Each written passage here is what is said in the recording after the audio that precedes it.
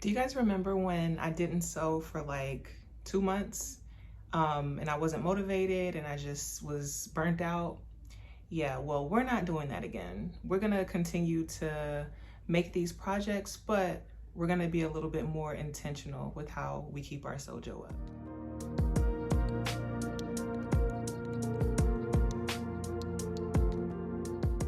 Hey you guys, welcome back to my channel. If you're new, I'm Ebony, and yeah, like I said in the intro, we are not going to allow our sojo to slip through the cracks this time.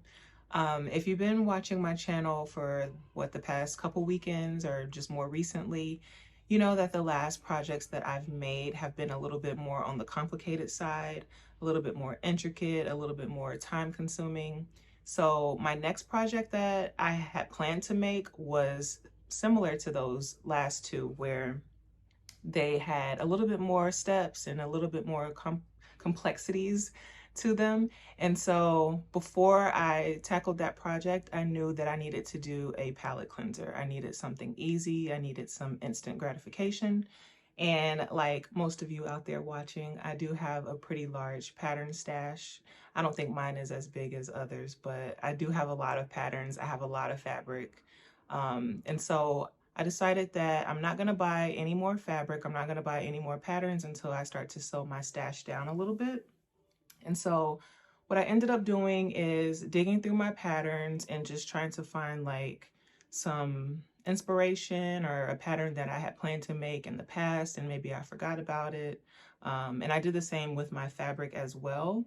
And so what I decided to make after shopping my stash is McCall's M7967, which is Mrs. Dresses. And I've made this pattern before. I think this is one of the first patterns I've ever sewn as far as like a commercial pattern. And so I still had that dress in my stash, and sometimes I wear it. I think I may have even worn it once on the channel here. But I decided to make this dress again because it's only two pattern pieces. View C is only a front and a back. And both of those pieces, you actually cut them out on the fold. So it's very easy to cut out and it's very quick to put together. The size range for this pattern is sized for extra small to extra large. And then as for notions, I'm not sure if I said or not, but you do need some elastic if you're going to be making view A or view C because it has that ruching effect in the front. And the pattern calls for 1/8 inch elastic, and that's what I used when I made my first version of this dress. But this go around for this dress that I'm wearing right now, I ended up using 1/4 inch elastic, and that's just because it's what I had and I didn't want to go out and buy more elastic. So, and that worked out fine as well. The fabric that I decided to use, because again, this is sized for stretch knits only, for the view that I'm wearing right now, or the dress that I'm wearing right now, I used a terry knit fabric that I got in a bundle from Walmart, and I believe it's terry knit. When you buy those Walmart bundles, they don't give you the exact type of fabric that it is, but just from looking at it, it looks like it's a terry knit and it feels like one. And so it has some stretch. And so I decided to just go with this fabric as well. And I just love the tie-dye. I love the colors. And for my other dress, I use this, I think it's a performance knit. I bought it years ago at Joann, but it's a rib knit. It has really good recovery. It's very thick. And I love it a lot. I love the color. It's like an eggplant color. But yeah, this is what I used the first time whenever I made this dress. This is the actual dress. And for this particular version, I made this years ago, and again, this was when I first started sewing. This, I think this pattern may be the first or second commercial pattern that I've ever sewn, and I used my serger for this one for the most part, outside of the narrow hems everywhere. But again, I serged it, and this is what the elastic looks like on the inside. I'll probably pop a video up to kind of give you guys more of a visual, but it has that ruching in the front. And then on the pattern, it calls for a 1 1/4 inch hem.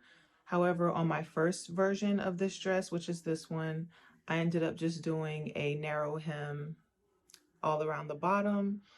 and that seemed to satisfy me then.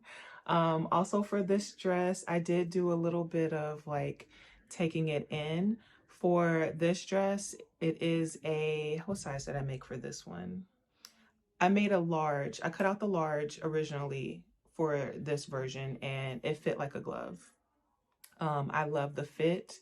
And I think that had a lot to do with the type of knit material that this is. It's very forgiving. It has great recovery. Although this knit, you know, like most knits, they cling to your body, but this knit clings in a very flattering way. And so I was able to go ahead and make a size large in this version. As for the dress that I'm wearing, so again, made this one out of a terry knit from Walmart. Although I still think that this is a pretty good quality, it is a little bit more on the thinner side than the rib knit that I made the first time. And so I knew that I still wanted it to be a little, you know, more, or I still wanted to have a little bit of that drape that it kind of has with the fabric. And so I wanted to size up, but I didn't want it to be baggy at the armhole and like at the top. And so what I ended up doing is grading in between the large and the extra large. So up top is the large, and then as I get down more to my hips, I went ahead and graded up into the extra large size.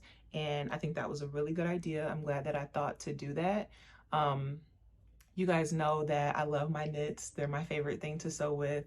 And the more that I sew with them, the more I kind of get a grasp on how to pay attention to fit and sizing. I knew that this knit, you know, anytime that you sew with a knit in general, you kind of have that negative wearing ease. And so I'm pretty sure, let me see what the pattern had. So the pattern does have finished garment measurements. And for the hip, the size large, the finished measurement was 43 and a half. My hips are around a 45 to 46, depending on, you know, several things. And so for the extra large, the hip measurement is 47 and a half. And so I knew I'd rather have a little bit of extra ease instead of it clinging to my body and not having that fun flowy drape that I wanted. So I'm really proud that I did that. I think that, you know, me looking at the dress that I made the first time to where I am now, you can clearly see the growth of like my skills getting a little bit better. So that was nice for me to see just kind of like up close. As far as modifications for the dress that I am wearing now, let me just grab my notes really quick. So like I said in the beginning, this pattern only has two pieces, or this view rather, only has two pieces, a front and a back. Both of those are cut on the fold. For this dress, I cut my back out in two pieces instead of on the fold, and that was just because my cut of fabric wasn't wide enough or long enough for me to cut both pieces on the fold.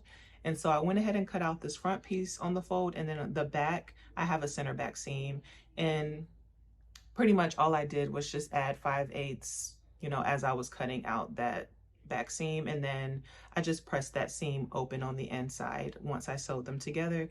And it came back it came back looking exactly how I envisioned that it would look. Another thing that I didn't do is the pattern has you stabilize the shoulders with elastic. I don't really feel like I needed to do that with this fabric. The dress that I made before, it's held up pretty well. The shoulders aren't super stretched out. And so I just didn't do that for this pattern. Plus, I just wanted something quick and easy to make. This pattern literally took me less than 2 hours to make. And that was just me sewing. I didn't use my serger at all. I didn't finish any of my seams. I just pressed them open. So I didn't want to stabilize the shoulders with elastic. I kind of just, you know, left it as is. And then another thing for this pattern is the elastic that I decided to use in the front. I only had 1/4 inch elastic. I didn't have any of the 1/8 anymore. And so I just used what I had, and that came out perfectly fine as well. So those are just a couple of the changes that I made. Nothing too drastic. I still think the dress looks exactly like the pattern envelope. So I'm pretty happy with how it turned out. If you can get your hands on this pattern, I definitely recommend it. I checked the Simplicity site and they are only offering it in PDF at this point, so I'm assuming that means that it's no longer in print. But if this is a pattern that you have in your stash already and you just, put it on the back burner, definitely bring it to the forefront because it is very easy. It's cute. You have the potential to dress it up, dress it down. Um, and I think it really motivated me to, keep sewing, and I still have that excitement and that spark to continue making projects. So I'm really excited about it, but let me know what you guys think of this video. Let me know what you think of my dresses and which dress was your favorite. Comment down below. Make sure that you like this video, and I will catch you guys in my next upload.